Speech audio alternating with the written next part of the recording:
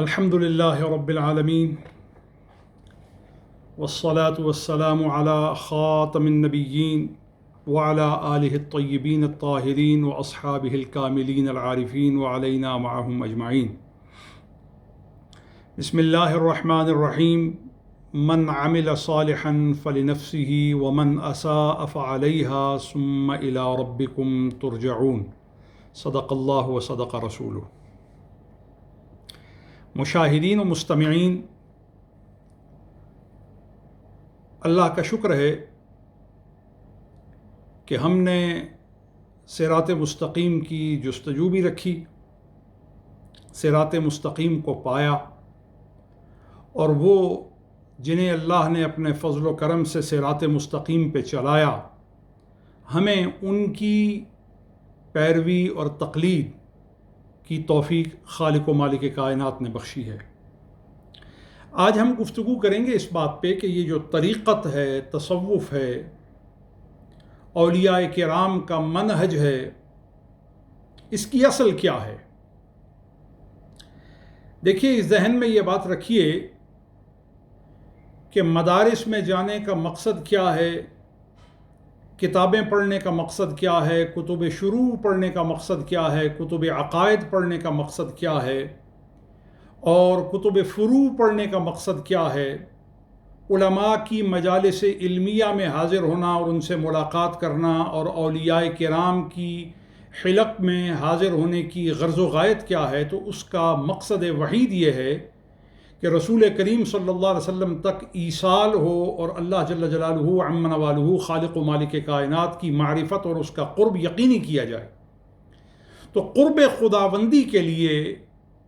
اور دل کے تصفیہ کے لیے اور باطن کے تزکیہ کے لیے ہم علماء حقانی کے پاس جاتے ہیں، مشائخ ربانی کے پاس جاتے ہیں۔ اب جب ہم علماء کے پاس جاتے ہیں تو دین سمجھنے کے لیے کبھی ہمیں حلقہ حنفیہ ملتا ہے، شافعیہ، مالکیہ اور حنبلیہ ملتا ہے، کبھی دین کے اس متن کے ساتھ اس کے رموز اور اس کے بھید اور اس کے اندرونی جو اسرار اور حکم ہیں اور اس کی حکمتیں اور پوشیدہ جو قوتیں ہیں، ان تک پہنچنے کے لیے ہمیں اولیاء کرام، مشائخ حقانی کے حلقہ جات میں جانا پڑتا ہے، تاکہ ہم اپنی روح کو ترقی دیں، تاکہ ہم اپنے دل کے اندر اور طاقت پیدا کریں، اور اس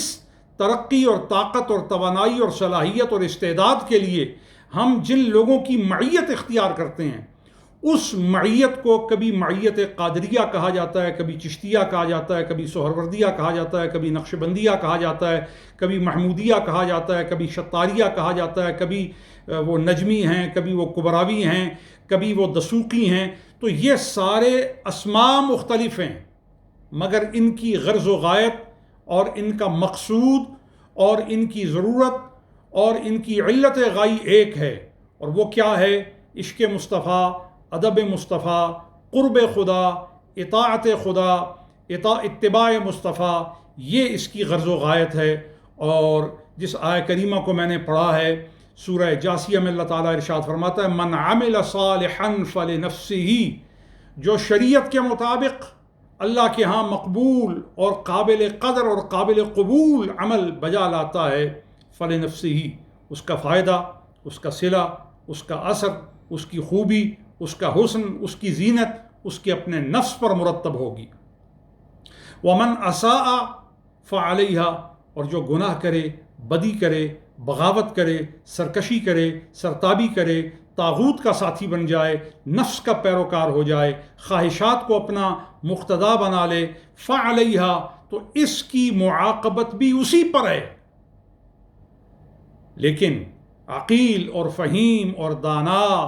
اور سمجھدار انسان کون ہے؟ سمجھدار انسان وہ ہے جو عمل صالح کی راہ اختیار کرتا ہے، اور عمل صالح کی راہ کا مقتدا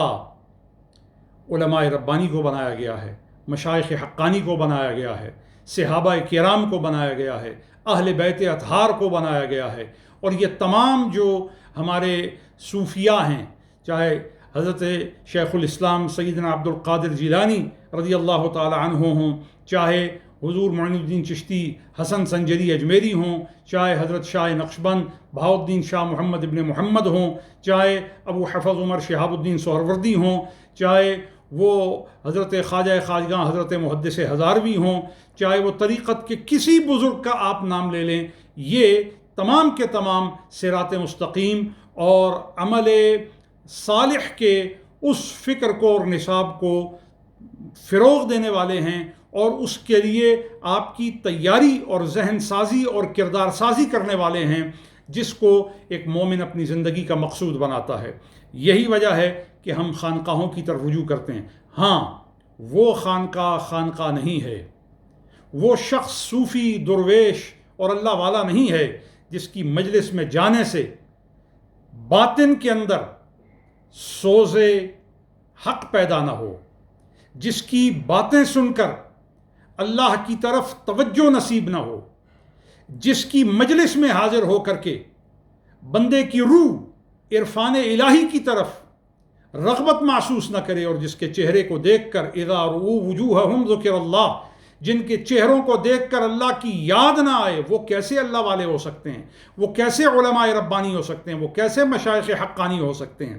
لہٰذا طریقت کے سارے سلسلے رسول اللہ صلی اللہ علیہ وسلم سے جڑے ہیں، اور جو حضور سے جڑ گیا ہے وہی خدا سے جڑا ہے، وہی ولی اللہ ہے، وہی رجال اللہ میں سے ایک مرد صالح ہے۔ یہی آج کا پیغام آپ احباب تک پہنچانا ہے، اور قرآن کریم کی سورہ جاسیہ کا